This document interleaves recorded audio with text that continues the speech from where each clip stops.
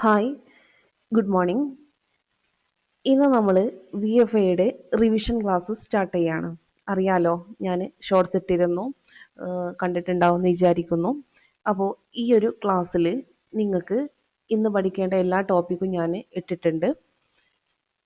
ഈ ടോപ്പിക്കുകളെല്ലാം നിങ്ങൾ പഠിച്ചതിന് ശേഷം രാത്രി എന്ന് പറയുമ്പോൾ വൈകുന്നേരം 7 മണിക്ക് ശേഷം എപ്പോഴും പ്രതീക്ഷിക്കാം. ഞാൻ എന്ത് ചെയ്യും, ഇതിൻ്റെ എക്സാം ടെലഗ്രാം ചാനലിലൂടെ നിങ്ങൾക്ക് നൽകുന്നതായിരിക്കും. അപ്പോൾ അതിൽ ജോയിൻ ചെയ്യാത്തവർ ജോയിൻ ചെയ്യുക. ജോയിൻ ചെയ്യേണ്ട ലിങ്ക് ഞാൻ ഡിസ്ക്രിപ്ഷൻ ബോക്സിലും അതുപോലെ കമൻറ്റ് ബോക്സിൽ പിൻ ചെയ്തും വെക്കുന്നുണ്ട്. ഓക്കെ, അതിന് ജോയിൻ ചെയ്യാൻ എന്തെങ്കിലും ബുദ്ധിമുട്ടുണ്ടെങ്കിൽ എന്ത് ചെയ്യുക, കമൻറ്റ് ബോക്സിലൂടെ അറിയിക്കുക കേട്ടോ. ഓക്കെ, അപ്പോൾ ഇത്രയാണ് ഇങ്ങോട്ട് പറയാനുള്ളത്. അപ്പോൾ ഡെയിലി തരുന്ന ടോപ്പിക്കുകൾ കൃത്യമായിട്ട് പഠിക്കുക. നമുക്ക് മുന്നിൽ ഇനിയും സമയമുണ്ട് എക്സാമിന്. അപ്പോൾ സമയമുണ്ട് എന്ന് പറയുമ്പോൾ ഒരുപാട് സമയമൊന്നുമില്ല. അപ്പോൾ നമുക്ക് നല്ലൊരു റാങ്ക് ലഭിക്കണം എന്നുണ്ടെങ്കിൽ എന്താണ്, നല്ല രീതിയിൽ മുന്നോട്ട് പോയാൽ മാത്രമേ ഉള്ളൂ എക്സാം ആകുമ്പോൾ ഏകദേശമൊക്കെ നമ്മുടേത് നല്ല രീതിയിൽ എന്ത് ചെയ്യാൻ പറ്റുള്ളൂ, തീർക്കാനായിട്ട് പറ്റുള്ളൂ. അപ്പോൾ എൻ്റെ കൂടെ നിങ്ങളും എൻ്റെ കൂടെ ഉണ്ടാവും എന്നുണ്ടെങ്കിൽ നമുക്ക് എന്ത് ചെയ്യാം, ഇത് നല്ല രീതിയിൽ നമ്മുടെ ക്ലാസ്സുകൾ മുന്നോട്ട് കൊണ്ടുപോകാം. അപ്പോൾ അതിനുവേണ്ടി നിങ്ങളുടെ ലൈക്ക് അതുപോലെ കമൻ്റൊക്കെ എനിക്ക് ആവശ്യമാണ്. നിങ്ങളുടെ ലൈക്കും കമൻ്റൊക്കെ ഉണ്ടെങ്കിൽ മാത്രമേ ഉള്ളൂ എനിക്കിത് നല്ല രീതിയിൽ കൊണ്ടുപോകാനായിട്ട് സാധിക്കുകയുള്ളൂ. ഓക്കെ, നിങ്ങളുടെ കമൻ്റാണ് എൻ്റെ മോട്ടിവേഷൻ എന്ന് ഞാൻ എപ്പോഴും പറയാറുണ്ട്. അതുപോലെ ലൈക്കും എനിക്ക് അത്യാവശ്യമാണ്. അപ്പോൾ അതും കൂടെ നിങ്ങൾ എന്ത് ചെയ്യുക, മറക്കാതെ ചെയ്യാനായിട്ട് ശ്രമിക്കുക കേട്ടോ. അപ്പോൾ നമുക്ക് എന്ത് ചെയ്യാം, നമുക്ക് ആദ്യത്തെ ടോപ്പിക്കിലേക്ക് പോകാം. ആദ്യം ഞാൻ കൊടുത്തിട്ടുള്ളത് മലയാളം മുൻവർഷ ചോദ്യങ്ങൾ ആണ് കൊടുത്തിട്ടുള്ളത്. അപ്പോൾ ഇനി നമുക്ക് മുൻവർഷ ചോദ്യങ്ങളൊക്കെ ഒന്ന് പ്രാക്ടീസ് ചെയ്യണം. അപ്പോൾ ഏകദേശമൊക്കെ പഠിച്ചിട്ടുണ്ടാവും എന്ന് വിചാരിക്കുന്നു. പക്ഷേ മലയാളം ഇംഗ്ലീഷൊക്കെ നമുക്ക് എന്താണ്, മുൻവർഷ ചോദ്യങ്ങൾ തന്നെയാണ് എന്താ അധികം റിപ്പീറ്റ് ചെയ്ത് വരാറുള്ളത്. പിന്നെ കുറച്ചൊക്കെ എന്ത് ചെയ്യും, പുതിയതായിട്ട് വരും. പക്ഷെ മുൻവർഷ ചോദ്യങ്ങൾ നോക്കിയാൽ ഏകദേശം നമ്മൾ ഇപ്പോൾ 2006 മുതൽ 2024 വരെയുള്ള മുൻവർഷ ചോദ്യങ്ങൾ എടുത്തു നോക്കിയിട്ട് അതിൽ നിന്നും എന്താണ് വളരെ ഇമ്പോർട്ടൻ്റ് ആയിട്ടുള്ള കാര്യങ്ങളൊക്കെ ഉൾപ്പെടുത്തിയിട്ടുള്ള ക്ലാസ്സുകളാണ് ഞാൻ തരാനായിട്ട് ഉദ്ദേശിക്കുന്നത്. നിങ്ങൾക്ക് എന്ത് ചെയ്യാം, ഇത്രയും നമ്മൾ പഠിച്ച് നോക്കുമ്പോൾ 2006 മുതൽ 2024 വരെയുള്ള ക്വസ്റ്റ്യൻ പേപ്പർ എടുത്ത് നോക്കുകയാണെങ്കിൽ ഒരുപാട് മലയാളം ക്വസ്റ്റ്യൻസ് റിപ്പീറ്റ് ചെയ്ത് വന്നിട്ടുണ്ട്. ഇംഗ്ലീഷിൻ്റെ കാര്യം അങ്ങനെയൊക്കെ തന്നെയാണ്, റിപ്പീറ്റഡ് ക്വസ്റ്റ്യൻസ് തന്നെയാണ് കാര്യമായിട്ട് വരുന്നത്. പിന്നെ നമ്മൾ പഠിച്ച കാര്യങ്ങൾ വെച്ചിട്ട് അതും എന്ത് ചെയ്യാം, എല്ലാം കൂടെ നമുക്കൊന്ന് റിവേഴ്സ് ചെയ്യാം. പിന്നെ SCERT ഫാക്ട്സ് ഞാൻ ഉൾപ്പെടുത്തിയിട്ടുണ്ട്, കറണ്ട് അഫയേഴ്സ് ഉൾപ്പെടുത്തിയിട്ടുണ്ട്, എല്ലാം ഉണ്ട്. എല്ലാ ടോപ്പിക്കും ഉൾപ്പെടുത്തിയിട്ടുള്ള ഒരു വീഡിയോ ക്ലാസ് ആണ് ഇത്. അപ്പോൾ നിങ്ങൾ എന്ത് ചെയ്യുക, കൃത്യമായിട്ട് ഇത് ഫോളോ ചെയ്യുക, പഠിക്കുക. പഠിച്ചതിന് ശേഷം എക്സാം അറ്റൻഡ് ചെയ്യാനായിട്ട് മറക്കരുത്. ആ എക്സാം ഞാൻ വെറും 10 മാർക്കിന് ഞാൻ എക്സാം ഇടുന്നുണ്ടാവുള്ളൂ. റാൻഡമായിട്ട് എവിടുന്നാണെന്നൊന്നും മലയാളം എല്ലാ ടോപ്പിക്കിൽ നിന്നും എടുത്തിട്ട് ആണ് ഞാൻ ക്വസ്റ്റ്യൻസ് ഇടുന്നത്. അപ്പോൾ ആ ഒരു 10 മാർക്കിൻ്റെ എക്സാം അറ്റൻഡ് ചെയ്യാൻ അത്ര വലിയ സമയമൊന്നും വേണ്ട. ഇതിൽ ഫുൾ മാർക്ക് കിട്ടിയാൽ നിങ്ങൾ ഏകദേശം പഠിച്ചിട്ടുണ്ട് എന്നായിരിക്കും നിങ്ങൾക്ക് വിലയിരുത്താനായിട്ട് പറ്റുന്നത്. ഓക്കെ, അല്ലെങ്കിൽ നിങ്ങൾ എന്ത് ചെയ്യാം, വീണ്ടും ഇത് റിവേഴ്സ് ചെയ്യണം. റിവേഴ്സ് ചെയ്യൽ മസ്റ്റാണ്. ഓക്കെ, അപ്പോൾ നമുക്ക് നോക്കിയാലോ. ഫസ്റ്റ് ക്വസ്റ്റ്യൻ എന്ന് പറയുന്നത് ശരിയായ പദം കണ്ടെത്താനാണ് പറഞ്ഞിട്ടുള്ളത്. ശരിയായ പദം കണ്ടെത്തുക. എന്താണ്? മിഥ്യാധാരണ അല്ലേ? ഏതാണ്? മിഥ്യാധാരണ. ഓക്കെ, ഇതിൽ ഞാനിതിൻ്റെ ഓപ്ഷൻ ഇട്ടിട്ടില്ല കേട്ടോ. മിഥ്യാധാരണ പല രീതിയിൽ തന്നിട്ടുണ്ട്, അപ്പോൾ ഞാൻ ഓപ്ഷൻ ഇട്ടിട്ടില്ല. ഇവിടെ മിഥ്യാധാരണ എഴുതുന്നത് ഇങ്ങനെയാണ് കേട്ടോ, മിഥ്യാധാരണ. ഓക്കെ, അത് ആ ഒരു രീതിയിൽ തന്നെ എഴുതാനായിട്ട് ശ്രമിക്കാം. ഇനി വസ്ത്രത്തിൻ്റെ 4 മൂലകളിൽ ഒന്ന് എന്ന അർത്ഥത്തിൽ പ്രയോഗിക്കുന്ന വാക്കേത് എന്നതായിരുന്നു ക്വസ്റ്റ്യൻ. ഇവിടെ നമുക്ക് ഓപ്ഷൻ തന്നിട്ടുണ്ടായിരുന്നത് മുന്താണി, തുമ്പ്, കോന്തല, വസ്ത്രാഞ്ചലം ഇങ്ങനെയായിരുന്നു തന്നിട്ടുണ്ടായിരുന്നത്. അപ്പോൾ വസ്ത്രത്തിൻ്റെ 4 മൂലകളിൽ ഒന്ന് എന്ന അർത്ഥത്തിൽ പ്രയോഗിക്കുന്ന വാക്ക് ഏതാണ്? അത് കോന്തലയാണ്. ഏതാണ്? കോന്തല. ഓക്കെ, വസ്ത്രത്തിൻ്റെ 4 മൂലകളിൽ ഒന്ന് കോന്തലയാണ്. ഓക്കെ ആണല്ലോ. ഇനി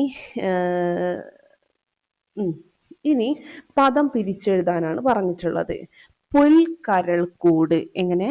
പുൽക്കരൾക്കൂട് എന്നുള്ളത് എങ്ങനെ പിരിച്ചെഴുതാം? പൊൻ അധികം കരൾ പ്ലസ് കൂട്. പൊൻ അധികം കരൾ പ്ലസ് കൂട്. അങ്ങനെയാണ് എന്ത് വന്നിട്ടുള്ളത്? പുൽക്കരൾക്കൂട് നമുക്ക് പിരിച്ചെഴുതാനായിട്ട് പറ്റുന്നത്. ഓക്കെ, ഇവിടെ തന്നിട്ടുള്ളത് പൊൽ പ്ലസ് കരൾ പ്ലസ് കൂട് തന്നിട്ടുണ്ടായിരുന്നു. പൊല് പ്ലസ് കരള് പ്ലസ് കൂട്, പൊൽ പ്ലസ് കരൾ പ്ലസ് കൂട്, അങ്ങനെയൊക്കെ തന്നിട്ടുണ്ടായിരുന്നു. അപ്പം ഇവിടെ കറക്റ്റ് നിങ്ങൾക്കറിയാലോ, പൊൻ പ്ലസ് കരൾ. പൊൽ എന്ന് പറയുമ്പോൾ നമ്മൾ പൊൽ എന്നതിലേക്ക് പോകരുത്. പൊൻ പ്ലസ് കരൾ പ്ലസ് കൂട് എന്നുള്ളതാണ്. അങ്ങനെ ആ ഒരു രീതിയിലാണ് പിരിച്ചെഴുതാം. ഇനി പ്രഭാവം എന്ന വാക്കിന്റെ പര്യായം ഏത് എന്നുള്ളതായിരുന്നു ഇതിൽ കൊടുത്തിട്ടുണ്ടായിരുന്ന ക്വസ്റ്റ്യന്. പ്രഭാവം എന്ന വാക്കിന്റെ പര്യായങ്ങൾ ഇവിടെ കൊടുത്തിട്ടുണ്ടായിരുന്നത് 4 ഓപ്ഷൻ കൊടുത്തിരുന്നു. 4 3 വീതം പര്യായങ്ങൾ കൊടുത്തിരുന്നു. അപ്പൊ നിങ്ങൾ പഠിക്കേണ്ടത് എന്താന്ന് വെച്ചാൽ ഇതിന്റെ ആൻസർ പഠിച്ചു വെച്ചേക്കുക. പ്രഭാവം എന്ന വാക്കിന്റെ പര്യായം എന്ന് പറയുന്നത് ശക്തി, മഹത്വം, മഹിമ. എന്തൊക്കെയാണ് പ്രഭാവം എന്ന വാക്കിന്റെ പര്യായം വരുന്നത്? ശക്തിയുണ്ട്, അതുപോലെ മഹത്വമുണ്ട്, മഹിമ. ശക്തി, മഹത്വം, മഹിമ ഏതിന്റെ പര്യായമാണ്?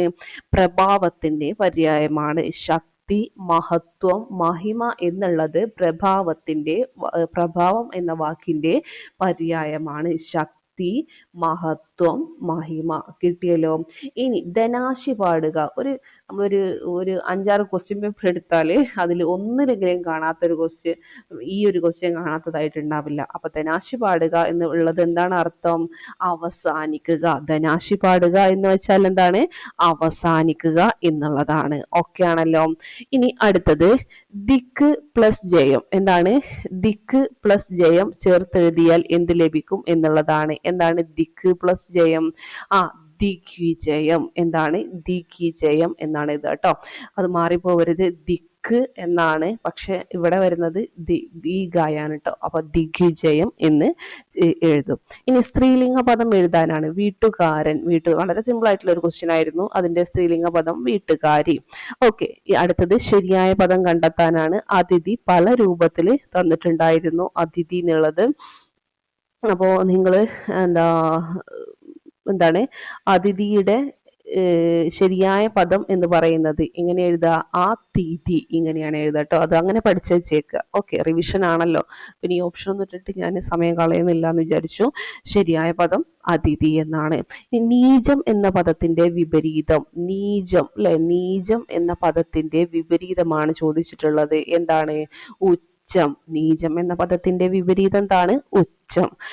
കാലത്തിന് യോജിച്ചത് ഒറ്റപ്പദം ഏത്? കാലത്തിന് യോജിച്ചത് കാലോചിതം. കാലത്തിന് യോജിച്ചതിന്റെ ഒറ്റപ്പദം എന്താണ്? കാലോചിതം.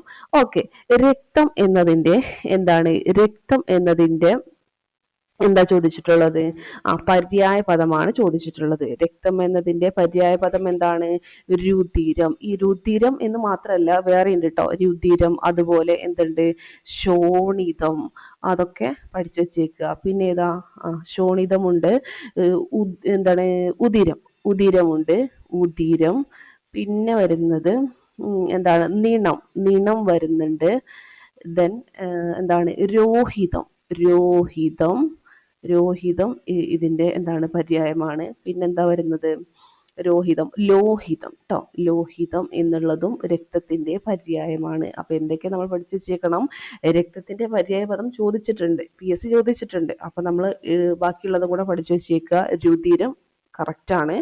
ശോണിതം, ഉദിരം, നീണം, രോഹിതം, പിന്നെന്താണ്? ലോഹിതം. രോഹിതം, ലോഹിതം, രുധിരം. ഓക്കെ, പിന്നെ നീണം, ഉദിരം, ശോണിതം. നീണം, ഉദിരം, ശോണിതം. എന്റെ കൂടെ പറഞ്ഞു നോക്കുക. രക്തം പര്യായ പദങ്ങള് രുധിരം, ശോണിതം, ഉദിരം, നീണം, രോഹിതം, ലോഹിതം. കിട്ടിയോ? ശോണിതം, ഉദിരം, നീണം, ലോഹിതം, രോഹിതം, ദെൻ രുധിരം. കിട്ടിയല്ലോ. ഇനി അത്രയാണ് നമുക്ക് എന്തുള്ളത്? മലയാളം നമ്മൾ ഇന്ന് പഠിക്കാനായിട്ടുള്ളത്. ഓക്കെ, ഇത്രയും കാര്യം എന്ത് ചെയ്യുക? കൃത്യമായിട്ട് പഠിക്കുക കേട്ടോ. ഓക്കെ, ഒന്നും തെറ്റാതെ പഠിച്ചു വെച്ചേക്കുക. ഓക്കെ, ഇനി അടുത്തത് നോക്കാനുള്ളത് നമുക്ക് ഇംഗ്ലീഷ് പ്രീവിയസ് ഇയർ ക്വസ്റ്റ്യൻസ് ആണ്. ഓക്കെ, അതും കൂടെ നമുക്ക് എന്ത് ചെയ്യാം? നോക്കാം. ഇതിൽ ഫസ്റ്റ് ക്വസ്റ്റ്യൻ എന്ന് പറയുന്നത് Christians go to church every Sunday. Christians go to church every Sunday. ഇവിടെ ഡാഷ് എന്ന് കൊടുത്തു കഴിഞ്ഞിട്ട് അവിടെ നമുക്ക് എന്ത് കാണാനായിട്ട് പറ്റും? നമുക്ക് എന്ത് കാണാനായിട്ട് പറ്റും? ഇവിടെ ഒരു ഡാഷ് കാണാൻ പറ്റും അല്ലേ? അപ്പോൾ നമുക്ക് മനസ്സിലാവും ഇത് എന്താണ്, ക്വസ്റ്റ്യൻ ടാഗ് ആണ് അവർ ചോദിച്ചിട്ടുള്ളത്. ക്വസ്റ്റ്യൻ ടാഗ് ആണ് ചോദിച്ചിട്ടുള്ളത്. നമ്മൾ ഒരു ക്വസ്റ്റ്യൻ ടാഗ് എഴുതുമ്പോൾ എന്താണ് ആദ്യം നോക്കേണ്ടത്? ഈ സെന്റൻസ് എന്താണ്, പോസിറ്റീവ് ആണോ അതല്ല നെഗറ്റീവ് ആണോ എന്നുള്ളത് നമ്മൾ ശ്രദ്ധിക്കണം. ഓക്കെ, അപ്പോൾ പോസിറ്റീവ് ആണ് എന്നുണ്ടെങ്കിൽ ടാഗ് എന്തായിരിക്കും? നെഗറ്റീവ് ആയിരിക്കും. ഇനി സെന്റൻസ് നെഗറ്റീവ് ആണെങ്കിൽ ടാഗ് പോസിറ്റീവ് ആയിരിക്കും. ഇപ്പോൾ ഇവിടെ Christians go to church every Sunday എന്ന് കൊടുത്തിട്ടുണ്ട്. ഇതിൽ എന്താണ്, ഇവിടെ നോക്കിയാൽ നമുക്ക് കാണാൻ പറ്റും ഇതെന്തല്ല, പോസിറ്റീവ് സെന്റൻസ് അല്ല, നെഗറ്റീവിന്റെ ഒരു ഇതും ഇവിടെ കാണാനായിട്ടില്ല. ഓക്കെ, അപ്പോൾ നമുക്ക് എന്ത് ചെയ്യണം? ടാഗിൽ എന്തായാലും എന്ത് വരണം? നെഗറ്റീവ് ടാഗാണ് വരേണ്ടത്. ഓക്കെ, അപ്പോൾ ഇവിടെ പിന്നെ വെർബ് നോക്കുക. എന്താണ്? ഗോ എന്നുള്ളതാണ് അല്ലെ. ഗോ എന്ന് വരുമ്പം അവിടെ എന്താണ്? ആ ഗോ എന്നുള്ളതിൽ ഒളിച്ചു നിൽക്കുന്ന ഒരു കാര്യമാണ് ഏത്? ഡു പ്ലസ് ഗോ എന്നുള്ളതാണ് ഈ ഗോ എന്ന് പറയുന്നത്. ഓക്കെ, അപ്പോൾ എന്താ അവിടെ നമ്മൾ ചെയ്യേണ്ടത്, ക്വസ്റ്റ്യൻ ടാഗ് എടുക്കുമ്പോൾ എന്ത് ചെയ്യുക? ഈ ഡു അല്ലെ, ഡോണ്ട് ദേ എന്നുള്ളതാണ് അവിടെ എന്ത് വരുന്നത്? ക്വസ്റ്റ്യൻ ടാഗ് ആയിട്ട് വരേണ്ടത്. ഓക്കെ, ഡോണ്ട് ദേ എന്നുള്ളതാണ് ക്വസ്റ്റ്യൻ ടാഗ് ആയിട്ട് വരേണ്ടത്. ഇപ്പോൾ എന്താ ഇവിടെ ഓക്കെ, അപ്പോൾ നമ്മൾ ഡോണ്ട് ദേ എന്ന് പറഞ്ഞു അല്ലേ. അപ്പോൾ നമുക്കറിയാം ഡു പ്ലസ് ഗോ എന്നുള്ളതാണ് എന്തെന്ന് പറയുന്നത്? ഈ ഗോ എന്നുള്ളതിൽ ഒളിച്ചിരിക്കുന്നത്, അതായത് ഡു എന്നുള്ള ഓക്സിലറി വെർബ് അല്ലേ. അപ്പോൾ ഈ ഓക്സിലറി വെർബ് നമ്മൾ ആദ്യം കണ്ടെത്തണം. എങ്കിലേ ഉള്ളൂ നമുക്ക് എന്ത് ചെയ്യാൻ പറ്റുള്ളൂ? കറക്റ്റ് ആയിട്ട്. ഇപ്പോൾ ഒരു ഈ ക്വസ്റ്റ്യൻ ടാഗ് എന്ന് പറയുമ്പോൾ അതിന് ഇമ്പോർട്ടൻ്റ് ആയിട്ടുള്ളൊരു ഇതാണ് എന്ത്? ഓക്സിലറി വെർബ് എന്ന് പറയുന്നത്. അത് കണ്ടെത്തുക എന്നുള്ളത് എന്താണ്? ഇമ്പോർട്ടൻ്റ് ആണ്. അപ്പം ഈ ഗോ എന്നുള്ളതിൽ ഒളിച്ചിരിക്കുന്നതാണ് ഡു എന്ന് നമുക്കറിയാം. അപ്പോൾ ഡു പ്ലസ് ഗോ അല്ലെ, അതാണ് ഗോ. അപ്പോൾ നമ്മൾ എന്ത് ചെയ്യണം? ആ ഡു എടുത്തിട്ട് ബാക്കി എന്താ സെന്റൻസ് പോസിറ്റീവ് ആണെന്ന് നമുക്ക് മനസ്സിലായി. അപ്പോൾ ഒരു നോട്ട് ഇട്ട് കൊടുക്കുക. അപ്പോൾ ഡോണ്ട് ആയി. പിന്നെ ദേ എങ്ങനെ വന്നു? സബ്ജക്റ്റിന് എപ്പോഴും നമ്മൾ എന്ത് ചെയ്യണം? സബ്ജക്റ്റിന്റെ പ്രോനോൺ ആണ് നമ്മൾ എന്ത് എഴുതേണ്ടത്? ഇവിടെ ക്വസ്റ്റ്യൻ ടാഗിൽ എഴുതേണ്ടത്. ഓക്കെ, അപ്പൊ ക്രിസ്ത്യൻസ് എന്നുള്ളത് എന്താണ്? പ്ലൂറൽ ആണ് അല്ലെ. അപ്പൊ ഡോണ്ട് ദേ എന്നുള്ളതാണ് കറക്റ്റ് ആയിട്ട് വരുന്നത്. ഓക്കെ ആണല്ലോ. ഇനി my brother is interested dash reading science fictions. ഇവിടെ ആൻസർ ഞാൻ ഓപ്ഷൻ കൊടുത്തിട്ടില്ല. ഇവിടെ ആൻസർ വരുന്നത് ഇൻ എന്നാണ് കേട്ടോ. My brother is interested in reading science fictions എന്നുള്ളതാണ് കറക്റ്റ്. ഓക്കെ, അപ്പോൾ ഇൻട്രസ്റ്റഡ് ഇൻ എന്നാണ് അവിടെ വരുന്നത്. മനസ്സിലാക്കുക, എന്തെങ്കിലും കാര്യത്തിൽ താല്പര്യം ഉണ്ടാകുന്നതിന്. ഇനി I have been living in this house dash the last 4 years എന്ന് പറയുന്നു അല്ലെ. അപ്പോൾ അവിടെ എന്താണ്? ഓപ്ഷനിൽ നമുക്ക് സിൻസ് ഒക്കെ തന്നിട്ടുണ്ടായിരുന്നു. സിൻസ്, ഫ്രം, ഫോർ, ടു ഒക്കെ തന്നിട്ടുണ്ടായിരുന്നു. ആൻസർ വരുന്നത് 4 ആണ് അല്ലെ. അതായത് ഒരു 10 വർഷമായിട്ട് താമസിക്കുന്നു എന്ന് പറയാൻ വേണ്ടിയിട്ട് 4ഉം.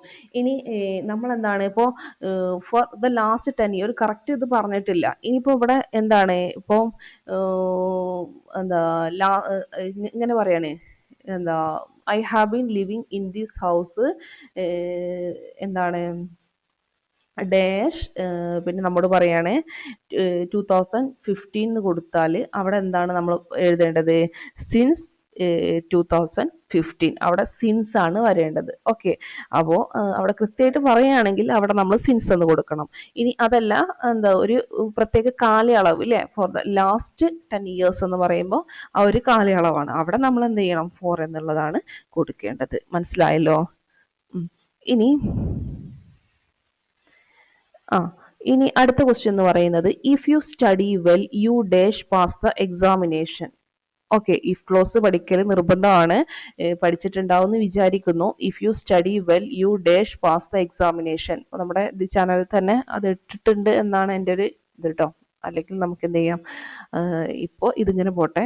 നിങ്ങൾ എന്ത് ചെയ്യുക, ഞാൻ പറഞ്ഞുതരാം എങ്ങനെയാണെന്നുള്ളത്. If you study well you dash pass the examination. ഇവിടെ വില്ലാണ് വരിക. നമുക്ക് ഓപ്ഷനിൽ കൊടുത്തിട്ടുണ്ടായിരുന്നത് എന്തൊക്കെയായിരുന്നു എന്നറിയോ? വില്ല് കൊടുത്തിട്ടുണ്ട്, വുഡ് കൊടുത്തിട്ടുണ്ട്, വിൽ ഹാവ് കൊടുത്തിട്ടുണ്ട്, വുഡ് ഹാവും കൊടുത്തിട്ടുണ്ട്. ഇപ്പോ ഇഫ് ക്ലോസിൽ സിമ്പിൾ പ്രസന്റ് ആണ് വരുന്നതെങ്കിൽ മെയിൻ ക്ലോസിൽ വില്ലോ അല്ലെങ്കിൽ ഷാലോ അല്ലെങ്കിൽ കാനോ പ്ലസ് ഡു അങ്ങനെയായിരിക്കും വരിക. ഓക്കെ, അപ്പോ ഇഫ് യു സ്റ്റഡി വെൽ എന്നുള്ളത് എന്താണ്? ഒരു സിമ്പിൾ പ്രസന്റ് ടെൻസ്, സിമ്പിൾ പ്രസന്റിൽ വന്നിട്ടുള്ള കാര്യമാണ് ഇഫ് യു സ്റ്റഡി വെൽ എന്നുള്ളത്. അപ്പൊ നമ്മൾ അവിടെ എന്ത് കൊടുക്കാം? നമുക്ക് യു വിൽ പാസ് എന്നുള്ളത് നമുക്ക് കൊടുക്കാം അല്ലെ? യു വില്ല് കൊടുത്താൽ മതി. ഓക്കെ, പ്രസന്റിലായതുകൊണ്ട് വില്ല് കൊടുത്താൽ മതി. ഓക്കെ, ഇനി ഇതുമായി റിലേറ്റ് ചെയ്തിട്ടുള്ള ഒരുപാട് ക്വസ്റ്റ്യൻസ് വരുന്നുണ്ട്. അപ്പോൾ നമുക്ക് എന്ത് ചെയ്യാം, ഓരോന്നോരോന്നായിട്ട് പഠിച്ചു പോവാം കേട്ടോ. ഇപ്പൊ നിങ്ങൾ ഇത് പഠിച്ചു വെച്ചേക്കാം. ഇനി one of the boys dash absent today. One of the boys dash absent today എന്നുള്ളതാണ് ക്വസ്റ്റ്യൻ. ഇവിടെ ആൻസർ വരുന്നത്, ഇവിടെ ഓപ്ഷനിൽ കൊടുത്തിട്ടുണ്ടായിരുന്നത് എന്തൊക്കെയാണെന്ന് അറിയോ? ആറ് കൊടുത്തിട്ടുണ്ട്, വേർ കൊടുത്തിട്ടുണ്ട്, ഹാവ് കൊടുത്തിട്ടുണ്ട്, ഈസ്. പക്ഷെ നമ്മൾ എന്താ ചൂസ് ചെയ്തത്? ഈസ് ആണ് കറക്റ്റ് ആയിട്ടുള്ളത്. One of the boys. One of the boys എന്ന് പറഞ്ഞാല് ആൺകുട്ടികളിൽ ഒരാള്. ഇതെന്താണ്? വൺ ഓഫ് ദ ബോയ്സ് എന്ന് പറയുമ്പോൾ ആൺകുട്ടികളിൽ ഒരാളെ കുറിച്ചാണ് പറയുന്നത്. അപ്പൊ അവിടെ എന്താണ്? സിംഗുലർ ആണ് അല്ലെ? അതുകൊണ്ട് നമ്മൾ എന്ത് ചെയ്യണം? സിംഗുലർ വെർബ് കൊടുക്കണം. മനസ്സിലായോ? ഇനി അടുത്തത് I dash Mumbai last year. I dash Mumbai last year എന്താ പറയാ? അവിടെയും ഇതുപോലെ എന്താ ഓപ്ഷൻ കൊടുത്തിട്ടുണ്ടായിരുന്നത് എന്തൊക്കെയായിരുന്നു? എന്താ ഹാവ് വിസിറ്റഡ് കൊടുത്തിട്ടുണ്ട്, വിസിറ്റഡ് കൊടുത്തിട്ടുണ്ട്, ഹാവ് ബീൻ വിസിറ്റഡ് കൊടുത്തിട്ടുണ്ട്, ഹാഡ് വിസിറ്റഡ് എന്ന് കൊടുത്തിട്ടുണ്ട്. ഓക്കെ, അപ്പോ ഇവിടെ നമുക്കറിയാം എന്താണ്? I dash Mumbai last year എന്ന് പറയുമ്പോൾ നമുക്ക് എന്ത് മനസ്സിലായി? അവിടെ എന്താണ്? ഒരു പാസ്റ്റിൽ നടന്നിട്ടുള്ള, പാസ്റ്റിലുള്ള ഒരു പ്രത്യേക സമയമാണ് അവിടെ കൊടുത്തിട്ടുള്ളത്. അതുകൊണ്ട് നമ്മൾ എന്ത് കൊടുക്കണം? സിമ്പിൾ പാസ്റ്റ് ആണ് കൊടുക്കേണ്ടത്. ഓക്കെ, ഐ വിസിറ്റഡ് എന്ന് മതി. I visited Mumbai last year എന്നുള്ളതാണ് കറക്റ്റ് ആയിട്ടുള്ളത്. ഓക്കെ, സിമ്പിൾ പാസ്റ്റ്, പാസ്റ്റിൽ ഒരു പ്രത്യേക സമയം സൂചിപ്പിച്ചത് കൊണ്ട് സിമ്പിൾ പാസ്റ്റ് കൊടുത്താൽ മതി. ഇനി അടുത്തത് he has been elected to the dash. അവിടെ ഈ കൗൺസിൽ എന്നുള്ളത് ഈ സ്പെല്ലിംഗ് അറിയാൻ വേണ്ടിയിട്ടാണ്. കൗൺസിൽ കൊടുത്തിട്ടുണ്ട്, COUNSEL, COUNCIL കൊടുത്തിട്ടുണ്ട്, COUNSELL കൊടുത്തിട്ടുണ്ട്, അതുപോലെ CILL കൊടുത്തിട്ടുണ്ട്. ഇവിടെ കറക്റ്റ് ആയിട്ടുള്ളത് ഈ has been elected to the council. ഇതാണ് കറക്റ്റ് ആയിട്ടുള്ളത്. COUNCIL എന്നുള്ളതാണ് കറക്റ്റ്. കൗൺസിൽ എന്ന് പറയുമ്പോൾ COUNSEL എന്ന് പറയുമ്പോൾ എന്താണ്? അത് ഉപദേശം എന്നാണ് അതിന്റെ അർത്ഥം. എന്താണ്? ഉപദേശം. ഓക്കെ, അത് ഇവിടെ യോജിക്കോ? ഇല്ല. കാരണം എന്താ? ഇവിടെ നമ്മൾ ഈ has been elected to the council, ഒരു സമിതി എന്നുള്ളതാണ് അർത്ഥം വരുന്നത്. കൗൺസിലിന്റെ അർത്ഥം എന്താണ്? സമിതി ട്ടോ. ഓക്കെ, അപ്പൊ അതാണ് ഇവിടെ കറക്റ്റ് ആയിട്ടുള്ളത്. അപ്പൊ സ്പെല്ലിംഗ് മനസ്സിലാക്കാം, സ്പെല്ലിംഗ് അറിയോ എന്നുള്ളത് ചെക്ക് ചെയ്യാനുള്ളതാണ്. ഇനി അടുത്തത് the synonym for amiable. Amiable എന്നുള്ളതിന്റെ സിനോണിമാണ് ചോദിച്ചിട്ടുള്ളത്. എന്താണ്? ഇടക്ക് ചോദിക്കുന്ന, ഞാൻ നേരത്തെ പറഞ്ഞ ധനാശി പാടുക എന്ന് പറയുന്നത് പോലെ ചോദിക്കുന്ന ഒരു ക്വസ്റ്റ്യൻ ആണ് അമിയബിൾ. അപ്പൊ അതിൻ്റെത് എന്താണ്? ഫ്രണ്ട്ലി എന്നുള്ളതാണ് അല്ലെ? ഫ്രണ്ട്ലി ആയിട്ടുള്ള സിനോണിം ഫോർ അമിയബിൾ എന്താണ്? ഫ്രണ്ട്ലി എന്നതാണ് ഇതിന്റെ സിനോണിം വരുന്നത് കേട്ടോ. ഓക്കെ, അപ്പൊ അത് മനസ്സിലായി.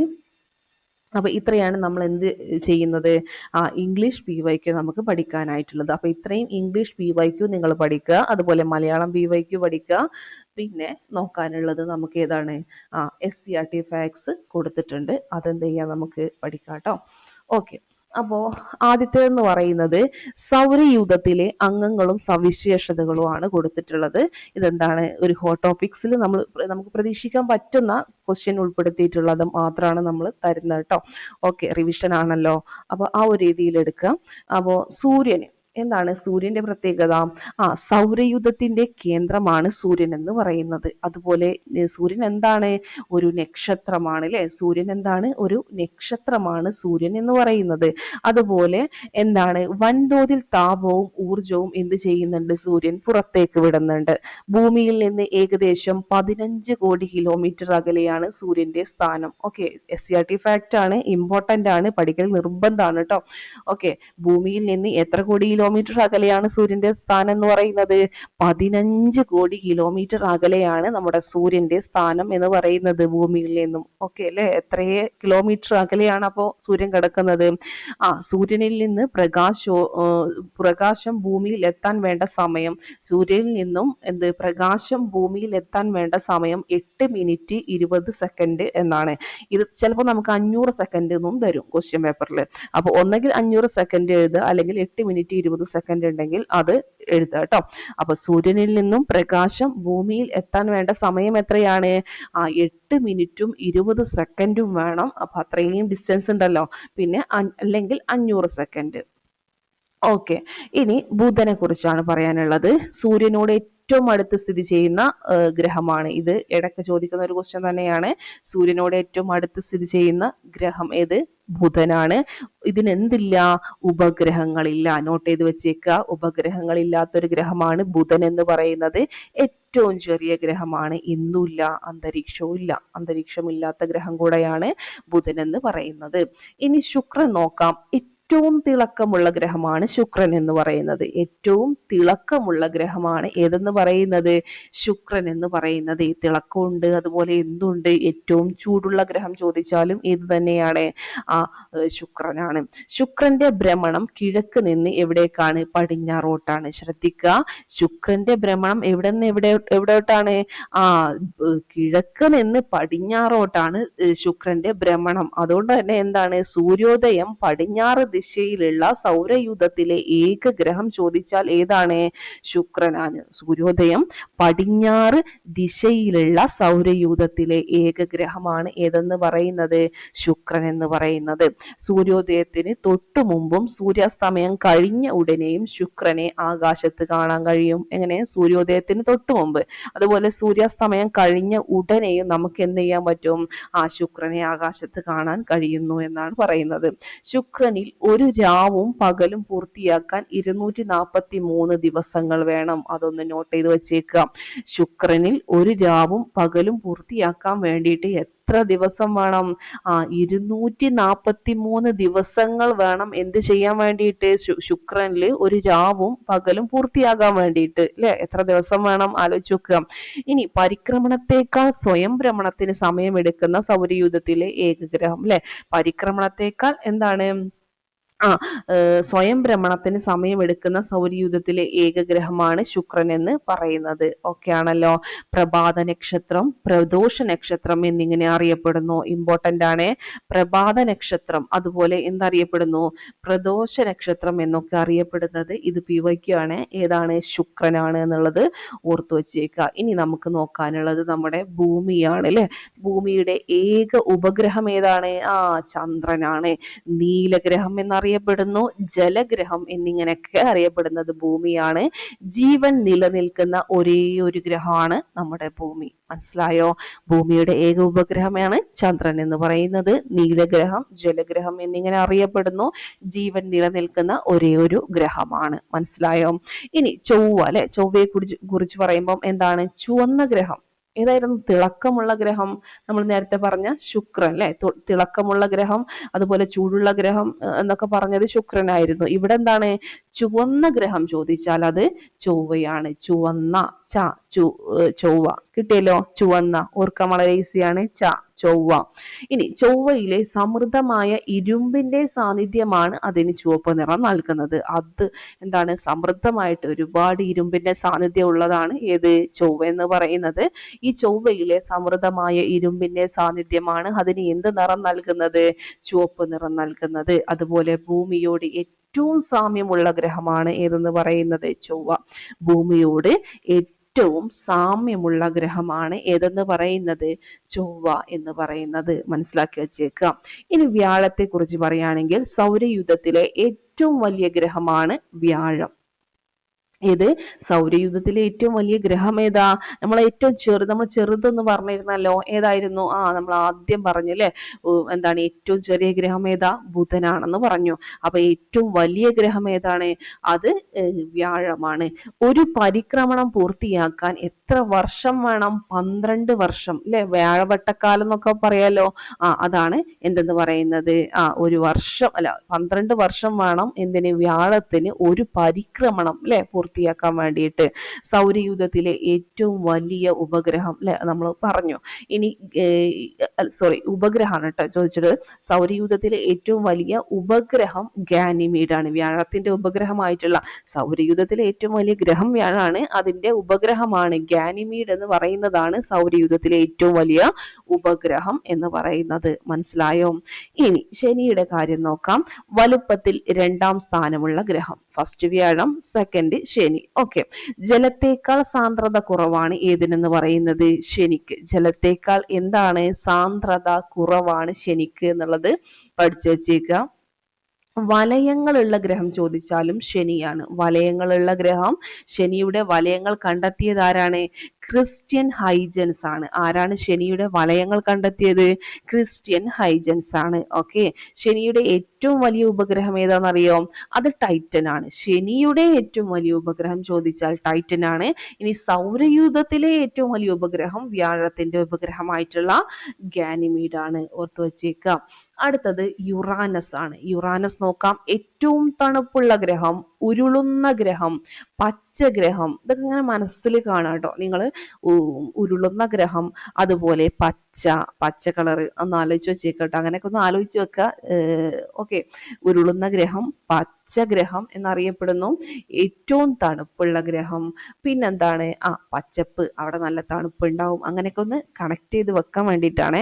ഓക്കെ. ഇനി ഉരുളുന്ന ഗ്രഹം ടെലിസ്കോപ്പിലൂടെ കണ്ടുപിടിക്കപ്പെട്ട ആദ്യ ഗ്രഹം കൂടെയാണ് ഏതെന്ന് പറയുന്നത്? യുറാനസ് എന്ന് പറയുന്നത്. യുറാനസ് മനസ്സിലായോ?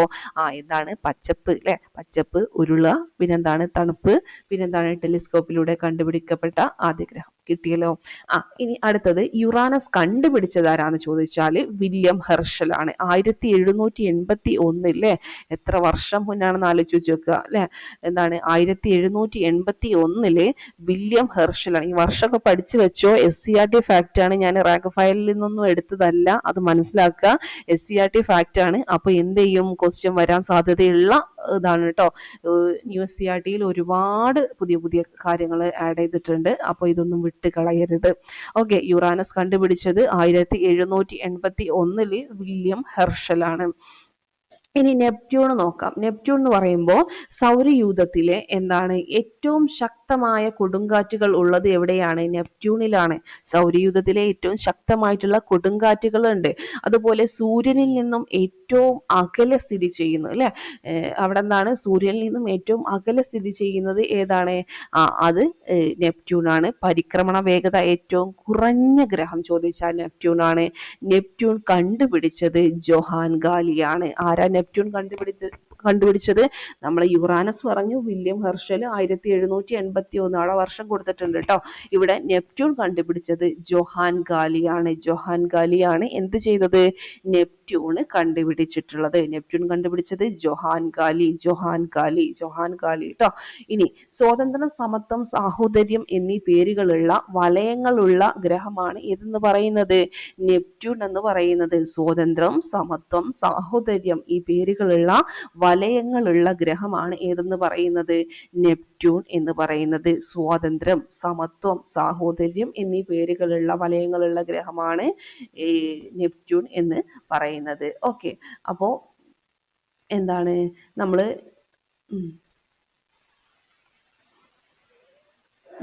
ഇനി സാന്ദ്രത കൂടിയതും താരതമ്യേന വലിപ്പം കുറഞ്ഞതുമായ ഗ്രഹങ്ങളാണ് എന്തെന്ന് പറയുന്നത്?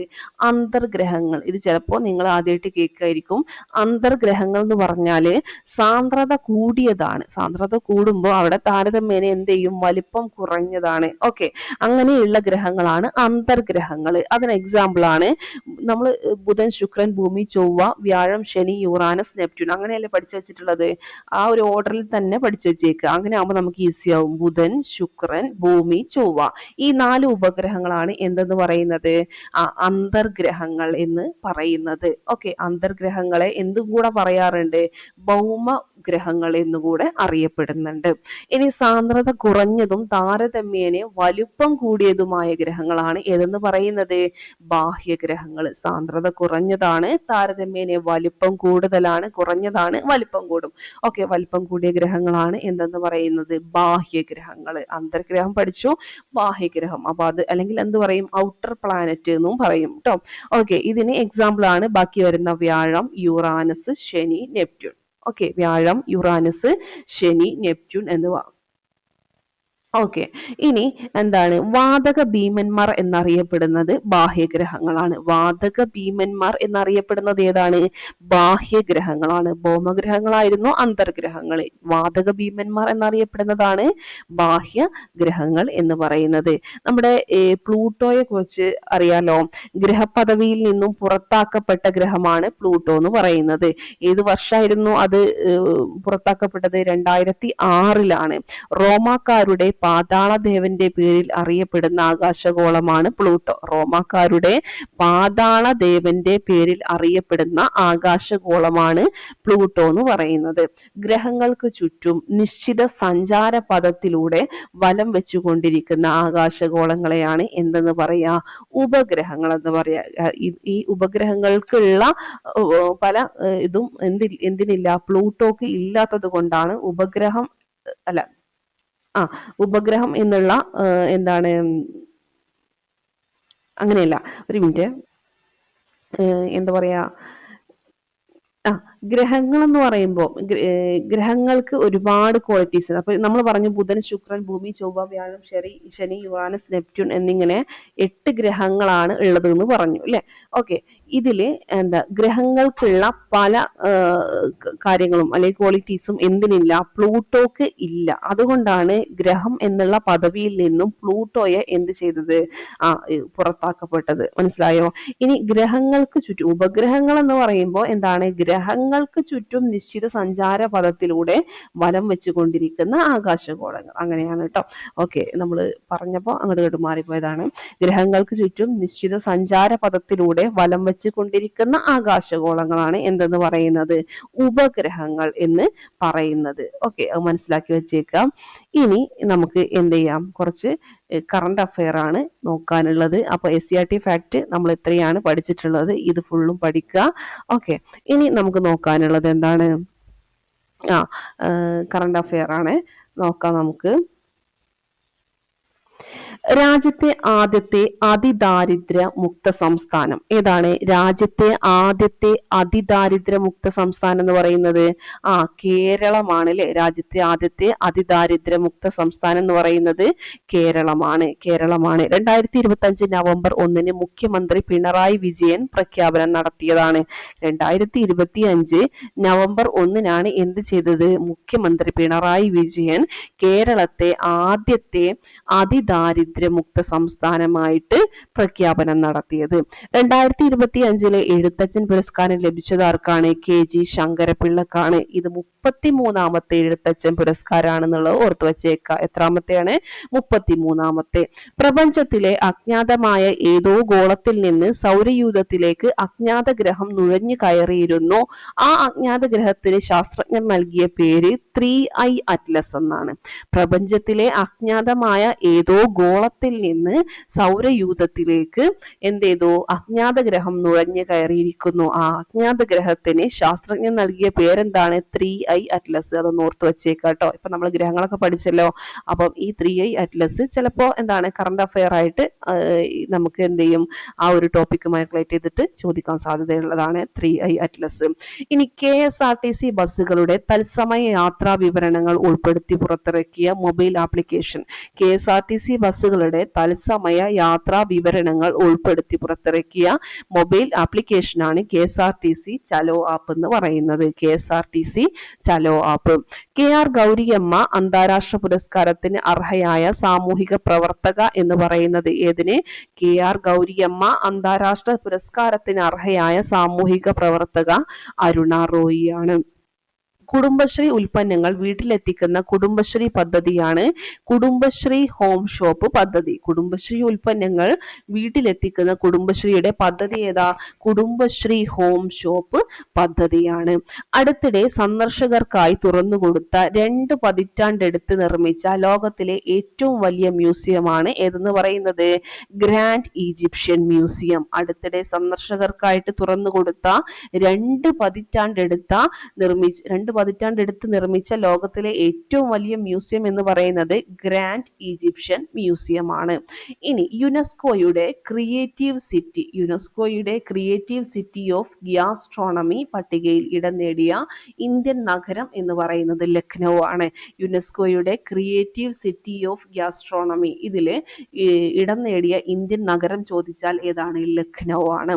ഓക്കെ. ഇനി KSRTCയുടെ ആദ്യ വാഹന പുക പരിശോധനാ കേന്ദ്രം ആരംഭിച്ചത് എവിടെയാണെന്നറിയോ? KSRTCയുടെ ആദ്യ വാഹന പുക പരിശോധനാ കേന്ദ്രം വികാസ് ഭവൻ ഡിപ്പോ, തിരുവനന്തപുരം. എവിടെയാണ് KSRTCയുടെ ആദ്യ വാഹന പുക പരിശോധനാ കേന്ദ്രം ആരംഭിച്ചത്? വികാസ് ഭവൻ ഡിപ്പോ, തിരുവനന്തപുരത്തെ വികാസ് ഭവൻ ഡിപ്പോയില്.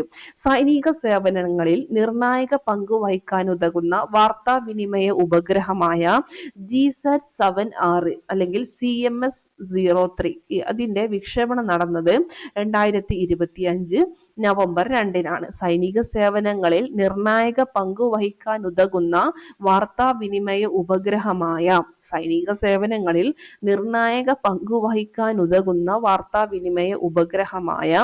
GSAT-7R. ഓക്കെ.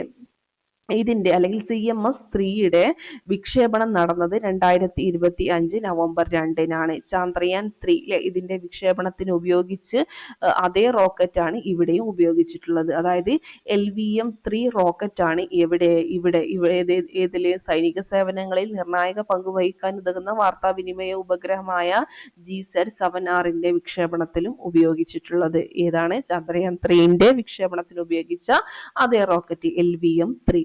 ഇനി 2025 വനിതാ ഏകദിന ക്രിക്കറ്റ് ലോകകപ്പിൽ കിരീടം നേടിയത് ഇന്ത്യയാണ്. ഫൈനലിൽ ആരെ തോൽപ്പിച്ചു? ദക്ഷിണാഫ്രിക്കയെ. എത്ര റൺസിനാ തോൽപ്പിച്ചത്? 52 റൺസിന് തോൽപ്പിച്ചു അല്ലെ.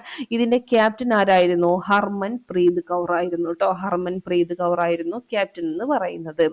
സ്വച്ഛ് സർവേക്ഷൺ 2025 റിപ്പോർട്ട് പ്രകാരം രാജ്യത്തെ ഏറ്റവും വൃത്തിയില്ലാത്ത നഗരം തമിഴ്നാട്ടിലെ മധുരയാണ്. സ്വച്ഛ് സർവേക്ഷൺ 2025 റിപ്പോർട്ട് പ്രകാരം രാജ്യത്തെ ഏറ്റവും മലിനമായ വൃത്തിയില്ലാത്ത നഗരം എന്ന് പറയുന്നത് തമിഴ്നാട്ടിലെ മധുരയാണ്.